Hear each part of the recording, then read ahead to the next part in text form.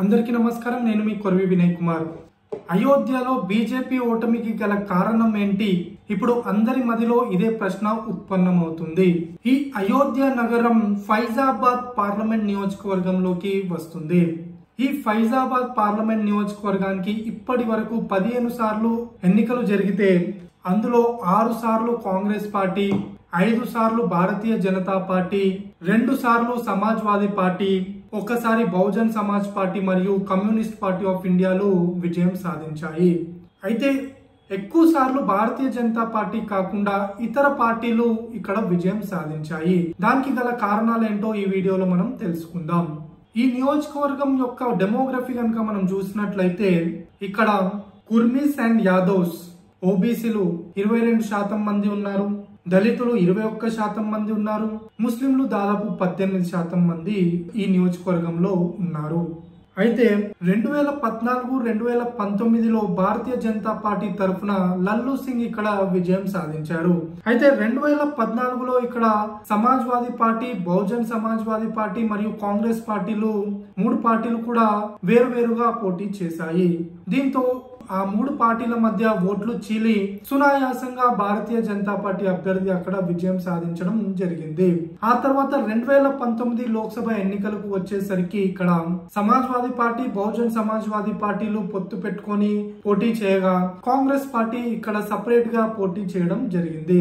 దీంతో కాంగ్రెస్ మరియు సమాజ్వాదీ బీఎస్పీ పార్టీల మధ్య ఓట్లు చీలి కేవలం 6% ఓట్ల తేడాతో భారతీయ జనతా పార్టీ అభ్యర్థి ఇక్కడ విజయం సాధించడం జరిగింది.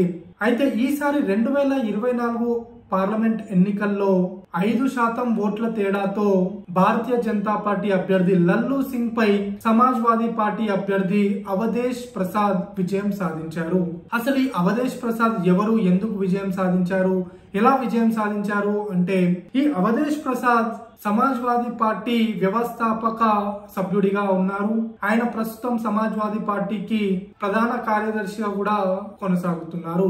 ఈయన 7 సార్లు సుహాన్వాల్ అసెంబ్లీ నియోజకవర్గం నుంచి, 2 సార్లు మిల్కీపూర్ అసెంబ్లీ నియోజకవర్గం నుంచి విజయం సాధించారు.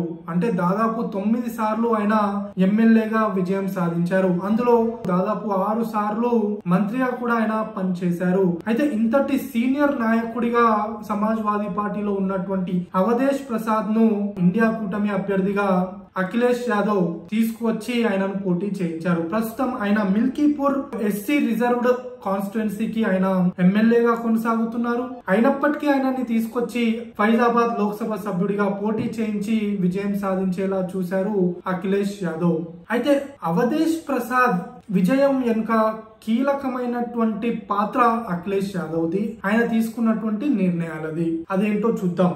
ఇక్కడ ఉన్నటువంటి 22% మంది ఓబీసీ ఓటర్లు ఎవరైతే కుర్మీస్ యాదవ్స్ గా ఉన్నారో ఇవి ముందు నుంచి కూడా సమాజ్వాదీ పార్టీకి కోర్ ఓట్ గా ఉంటూ వచ్చింది. అది యాజ్ ఇట్ ఈస్ గా సమాజ్వాదీ పార్టీ వైపు వస్తాయి. ఇక సమాజ్వాదీ పార్టీ, కాంగ్రెస్ పార్టీలు కలిసి పోటీ చేస్తున్నాయి కనుక 18% ఓట్లు ఉన్నటువంటి ముస్లిం ఓటర్లు కూడా గంపగుత్తగా ఇటువైపు వచ్చేయడం జరిగింది. కానీ బహుజన్ సమాజ్ పార్టీ ఈసారి సపరేట్ గా పోటీ చేసింది.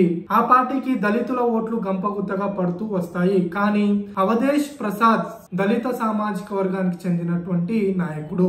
ఆయనకు ఫైజాబాద్ లోక్సభ పరిధిలో ముఖ పరిచయం కూడా ఉంది.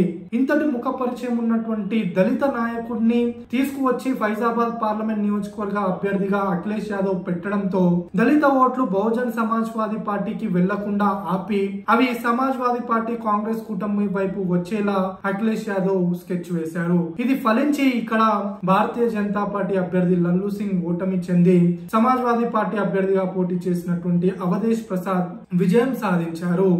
అంతేకాకుండా ఈ అయోధ్య నగరం నిర్మించే సమయంలో రోడ్లు విస్తరించడం జరిగింది. ఈ విస్తరణ చేసే క్రమంలో చాలా మంది తమ ఇండ్లను కోల్పోయారు. వారికి ఉత్తరప్రదేశ్ ప్రభుత్వం సరిపడా కంపెన్సేషన్ ఇవ్వలేదని, ఆ కంపెన్సేషన్ తో వారు సంతృప్తి చెందలేదన్న వార్తలు కూడా వినిపిస్తున్నాయి.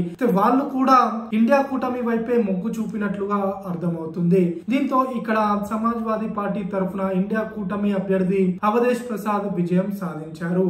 అయితే ఈ ఫైజాబాద్ పార్లమెంట్ నియోజకవర్గంలో మొత్తం 5 అసెంబ్లీ నియోజకవర్గాలు ఉంటే అందులో 4 నియోజకవర్గాల్లో భారతీయ జనతా పార్టీ ఎమ్మెల్యేలు ఉండగా కేవలం ఒకే ఒక్క నియోజకవర్గం అయినటువంటి మిల్కీపూర్ నియోజకవర్గానికి అవధేష్ ప్రసాద్ సమాజ్వాదీ పార్టీ తరఫున ఎమ్మెల్యేగా ఉన్నారు.